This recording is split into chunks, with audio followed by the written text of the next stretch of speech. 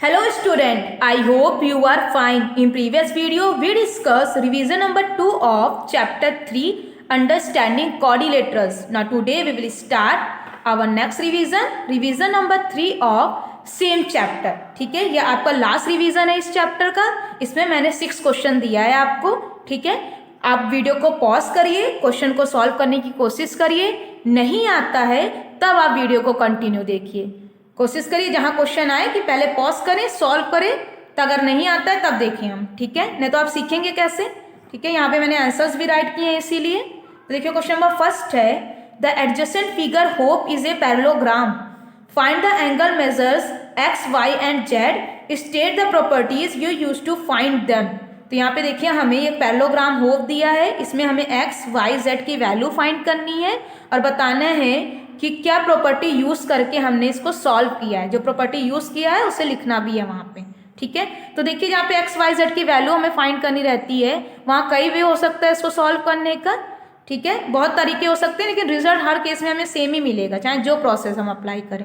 तो देखिए यहाँ पे हमें 70 डिग्री दिया है. ठीक है, अब देखिए आप ऐसे भी कर सकते थे, पैरेललोग्राम में अपोजिट साइड पैरेलल होती है, तो ये पूरा एंगल एच और एंगल पी ओ, मान लीजिए ये ई है.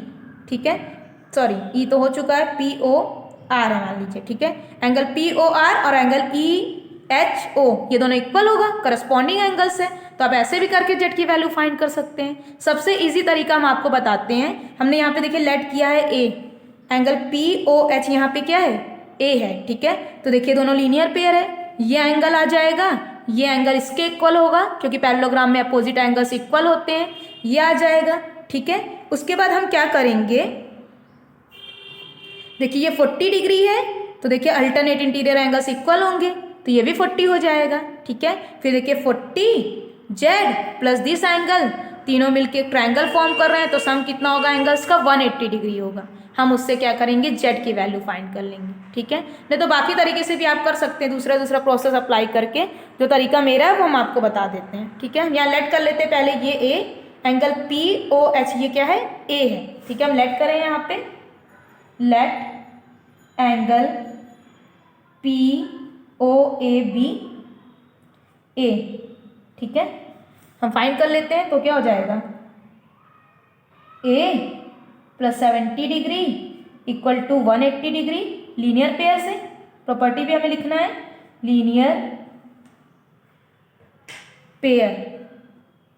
ठीक है, तो हो जाएगा A equal to 180 degree minus 70 degree, that is equal to 110 degree. ठीक है, तो ये हो गया 110 डिग्री. ठीक है, अब y क्या हो जाएगा तब, वो भी क्या हो जाएगा 110 डिग्री. ठीक है, तो हम लिखेंगे, एरो बना देते हैं हम यहाँ पे, y equal to A equal to 110 degree. y A के इक्वल है, ये जरूर लिखेगा, डायरेक्ट मत लिखेगा y इक्वल टू 110 डिग्री. पता कैसे चलेगा किसके इक्वल किया, y ए के इक्वल है जो कि 110 डिग्री है. क्यों, क्योंकि opposite angles of parallelogram are equal. ठीक है, ये हो गया, ये आ गया हमारा 110 डिग्री. ठीक है, अब देखिए x हमें साफ साफ दिख रहा है, आपको पता ही अपोजिट साइड पैरेलल होती है. यहाँ पे एच ई और पी ओ पैरेलल है, पी एस ट्रांसवर्सल है, इसलिए ये दोनों अल्टरनेट इंटीरियर एंगल होंगे इस तरीके से. ठीक है, तो x इक्वल टू कितना हो जाएगा 40 डिग्री. तो हम लिख सकते हैं x equal to 40 degree alternate interior angle, alternate interior angles. ठीक है, ज़्यादा हो तो आप ऐसे भी लिख सकते हैं, H E parallel to P O, H P is a transversal, therefore alternate interior angles are equal.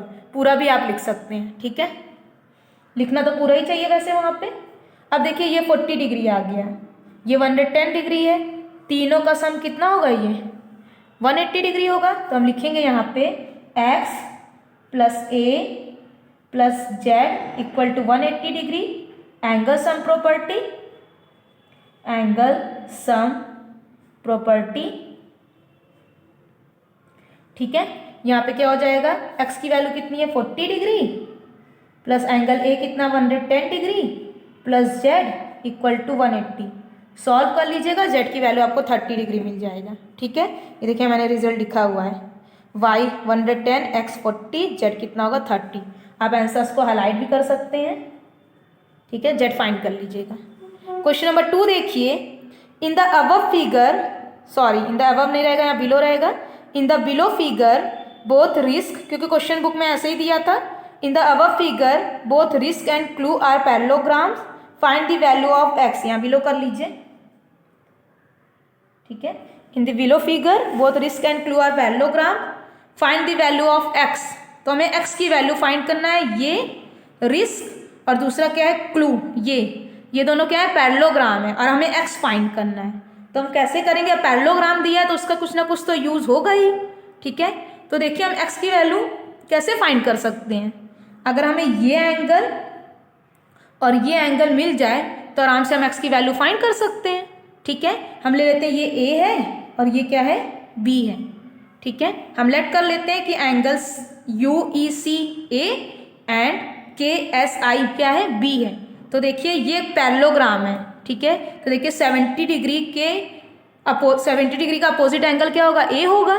तो ये 70 है तो ये भी क्या होगा 70 होगा। ठीक है, ये भी पैरेललोग्राम है। तो देखिए दोनों एडजेसेंट एंगल्स हैं b और 120 डिग्री, तो दोनों का सम कितना होगा 180 होगा। वहाँ से b आ जाएगा, a आ गया b आ गया, तो ये ट्रायंगल है, यहाँ से x की वैल्यू आ जाएगी। ठीक है, चलिए हम आपको बता देते हैं इसको। वैसे आप इसको कर सकते हैं लेकिन हम बता देते हैं आपको यहाँ पे। ठीक है, तो हम एरो ले लेते हैं, पहले लेट कर लेते हैं। Let angle UECBA and angle KSI या ISK भी लिख सकते हैं, B। ठीक है, उसको A ले लिया, उसको B ले लिया, तो A किसके इक्वल होगा 70 डिग्री के इक्वल होगा। ठीक है, यहाँ पे हो जाएगा A equal to 70 degree, opposite angles of parallelogram का हम नेम भी लिख सकते हैं, ज़्यादा अच्छे से लिखना है, clue of parallelogram clue are equal. Opposite angle है किस पैरेललोग्राम का, क्लू का। ठीक है, वो इक्वल होगा। अब देखिए ये दोनों का सम कितना होगा, b और 120 का एडजेसेंट एंगल्स है। आपको पता है पैरेललोग्राम में एडजेसेंट एंगल्स का सम क्या होता है 180 डिग्री होता है, सप्लीमेंट्री होता है। तो हम यहाँ पे क्या लिखेंगे, b plus 120 degree equal to 180 degree. Adjacent angles of parallelogram risk are supplementary.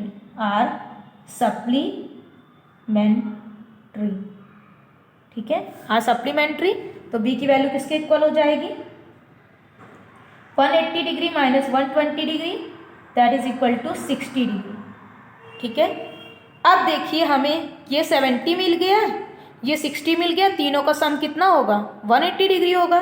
तो इक्वेशन क्या बनेगी यहाँ पे, x plus 70 degree, x plus a plus b equal to 180 degree.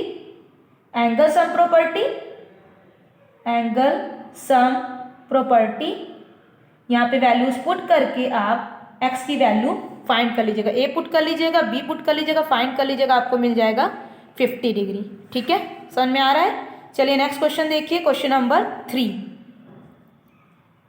Find the measure of angle P and angle S if SP parallel to RQ। ये दोनों line parallel है जो कि आपको दिख भी रहा है। ठीक है, इन गिवन फिगर, तो हमें इस फिगर में एंगल P और हमें एंगल S फाइंड करना है। ठीक है, तो ये दोनों लाइन पैरेलल है, मीन्स ये क्या है ट्रेपेजियम है। पॉज करके सॉल्व करने की पहले कोशिश कर लीजिएगा आप। ठीक है, ये दोनों लाइन पैरेलल मीन्स ये ट्रेपेजियम है, क्योंकि ट्रेपेजियम की कंडीशन ही होती है a pair of opposite sides are parallel, एक पेयर अपोजिट साइड्स का पैरेलल होना चाहिए। ठीक है, मीन्स अगर ये दोनों लाइन पैरेलल है तो ये दोनों क्या होगा को इंटीरियर एंगल होगा, interior angle on the same side of transfer. इन दोनों का सम कितना होता है 180 डिग्री होता है, सप्लीमेंट्री होता है। को इंटीरियर एंगल्स जिसको हम बोलते हैं। ठीक है, को इंटीरियर एंगल्स आर सप्लीमेंट्री, इधर से हम फाइंड कर लेंगे, इधर भी हम फाइंड कर लेंगे को इंटीरियर एंगल्स आर सप्लीमेंट्री। ठीक है, चलिए हम करते हैं। तो बहुत इजी है यहाँ पे। तो यहाँ पे लिख सकते हैं हम angle Q plus angle P equal to 180 degree. ठीक, क्यों? क्योंकि को इंटीरियर एंगल्स आर सप्लीमेंट्री। को इंटीरियर एंगल्स आर सप्लीमेंट्री।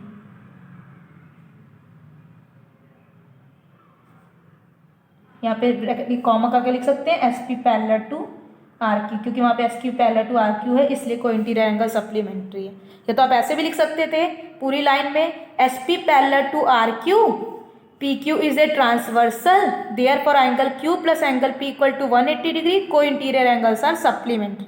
इस तरीके से भी पूरा आप लिख सकते हैं। ठीक है, यहाँ पे क्या हो जाएगा, Q की वैल्यू कितनी है 110, angle P equal to 180, angle P equal to 180 minus 110 that is equal to 70 degree. ठीक है, ऐसे ही सेम आप लिख के एंगल R 90 डिग्री है ये angle R plus angle S equal to 180, same co interior angles are supplementary, this line and this line are parallel, करके आप सॉल्व कर लीजिएगा, आपको एंगल S की वैल्यू 90 डिग्री मिल जाएगी। अच्छा ये बताइए, क्या हम इसको किसी और तरीके से सॉल्व कर सकते हैं? एंगल S की वैल्यू हम किसी और तरीके से फाइंड कर सकते हैं? तो देखिए कर सकते हैं आप एंगल सम प्रॉपर्टी यूज करके, angle P plus angle Q plus angle R plus angle S equal to 360 degree, angle sum property, वहाँ से S की वैल्यू आपको 90 डिग्री वैसे भी मिल जाएगी। चाहे कोई इंटीरियर एंगल अप्लाई करिए, चाहे एंगल सम प्रॉपर्टी। ठीक है, क्वेश्चन नंबर 4 देखिए, find the values of x and y in the following parallelogram. ये पैरेललोग्राम गिवन है, इसमें हमें x y की वैल्यू फाइंड करनी है। तो बहुत इजी है, ये हम आपको सिर्फ एक्सप्लेन कर देते हैं, कर लीजिएगा इससे आप। ठीक है, तो देखिए पैरेललोग्राम है और एंगल्स दिया है, तो एंगल से रिलेटेड पैरेललोग्राम की क्या प्रॉपर्टी है? दो ही प्रॉपर्टी है, opposite angles are equal, adjacent angles का जो सम होता है दैट आर सप्लीमेंट्री। ठीक है, तो 6y किसके इक्वल हो जाएगा? 120 डिग्री के। ब्रैकेट में क्या लिखेंगे? Opposite angles of parallelogram are equal. ठीक है, वहां से y की वैल्यू आ जाएगी। फिर देखिए हमें x की वैल्यू चाहिए, तो देखिए ये दोनों का जो सम होगा वो क्या होगा? 180 डिग्री होगा। अब इसका भी सम कर सकते हैं, लेकिन इसकी वैल्यू वही है, तो इन दोनों का सम जो होगा वो क्या होगा? 180 डिग्री होगा। एडजेसेंट एंगल्स आर सप्लीमेंट्री, ऐसे सॉल्व कर लीजिएगा। 120 degree plus 5x plus 10 equal to 180 degree. Adjacent angles are supplementary, इसको सॉल्व कर ही सकते हैं। ये दोनों ऐड कर लीजिएगा, ट्रांसपोज कर लीजिएगा, 5 डिवाइड कर लीजिएगा, आपको ये रिजल्ट मिल जाएगा, y की वैल्यू 20 और x की वैल्यू 10। ठीक है, question number 5, rent is a rectangle, its diagonal meet at O। ठीक है, find x if O R equal to 2x plus 4 and OT equal to 3x plus 1। देखिए rectangle है rent, ठीक है, जिसमें डायगोनल्स मीट कर रहे हैं O पे, जहाँ पे RO की वैल्यू 2x प्लस 4 है, OT की वैल्यू 3x प्लस 1। ठीक है, तो हमसे पूछ रहा है बताइए x की वैल्यू क्या होगी। ठीक है, तो देखिए यहाँ पे x की वैल्यू हम कैसे फाइंड कर सकते हैं। यहाँ तो देखिए हाफ पार्ट इस डायगोनल का दिया है, हाफ पार्ट इस डायगोनल का दिया है। तो आपको मैंने बताया था कल ही कि स्क्वायर रेक्टेंगल की स्पेशल प्रॉपर्टी ये है कि उसमें डायगोनल इक्वल होते हैं। ठीक है, स्क्वायर रेक्टेंगल में डायगोनल इक्वल होते हैं और बाइसेक्ट भी करते हैं दोनों, जिसकी वजह से ये चारों पार्ट क्या हो जाते हैं? इक्वल हो जाते हैं। मीन्स RO यहाँ पे OT के इक्वल लिख सकते हैं। ठीक है, बाकी केसेस में नहीं लिख सकते हैं, लेकिन स्क्वायर रेक्टेंगल के केस में हम लिख सकते हैं। तो हम यहाँ लिखेंगे क्या? आप गिवन लिखना चाहे तो गिवन लिख सकते हैं। गिवन हमें ये दिया हुआ है, given O R equal to 2x plus 4, OT equal to 3x plus 1। तो हम यहाँ पे लिख सकते हैं आप O R equal to OT। क्यों इक्वल है? क्योंकि diagonals of rectangle are equal and bisect each other, are equal and bisect each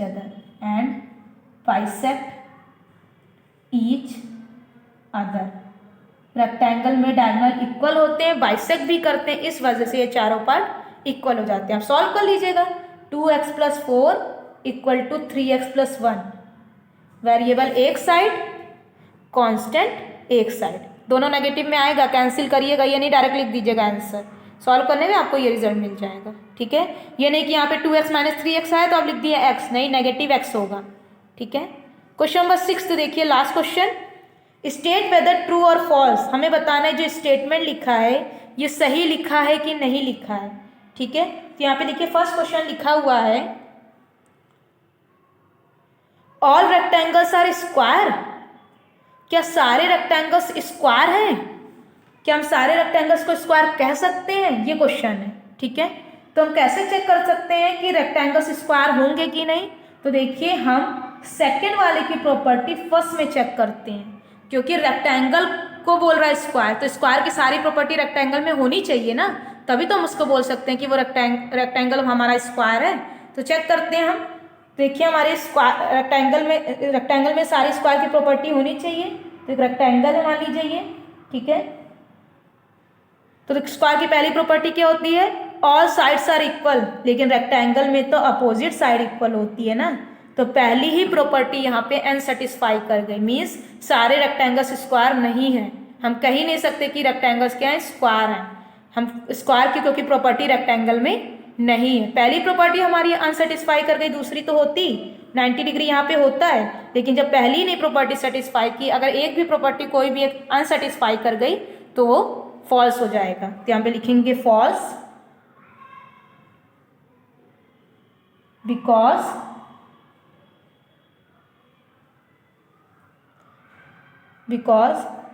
all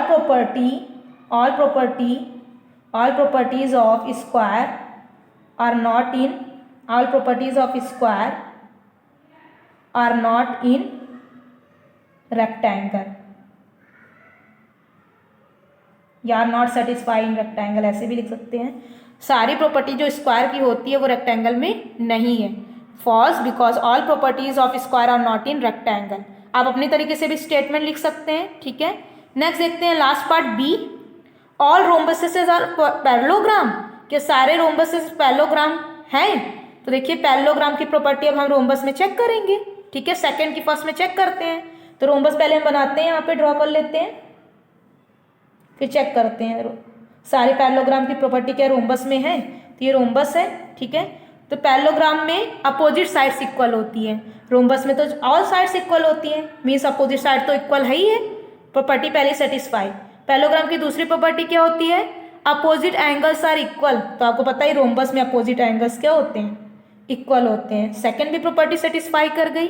parallelogram में डायगोनल बाइसेक्ट करते हैं दोनों, तो आपको पता ही है रोम्बस में भी डायगोनल बाइसेक्ट करते हैं, वो भी 90 डिग्री पे बाइसेक्ट करते हैं ना। 90 डिग्री पे करें या ना करें उससे हमें कंडीशन नहीं चाहिए। पैरेललोग्राम में तो बस इतनी कंडीशन है that diagonal bisect each other. तो आपको पता ही है रोम्बस में डायगोनल्स बाइसेक्ट करते हैं। ठीक है, और लास्ट प्रॉपर्टी पैरेललोग्राम की क्या है? एडजेसेंट एंगल्स का जो सम हो वो सप्लीमेंट्री हो, तो रोम्बस में होता है। मीन्स पैरेललोग्राम की सारी प्रॉपर्टीज रोम्बस में है, इसका मतलब ये क्या है? ट्रू है। और आपको पता ही है रोम्बस एक पैरेललोग्राम का टाइप है, तो ऑब्वियस सी बात है पैरेललोग्राम की सारी प्रॉपर्टी रोम्बस, रेक्टेंगल और स्क्वायर में होती है। ठीक है, तो यहाँ पे लिखेंगे हम true because all properties of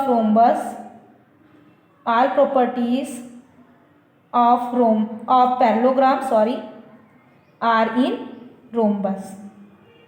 ठीक है, कोई भी एक प्रॉपर्टी अगर अनसेटिस्फाई करती तो फॉल्स हो जाती। ठीक है, समझ में आ रहा है?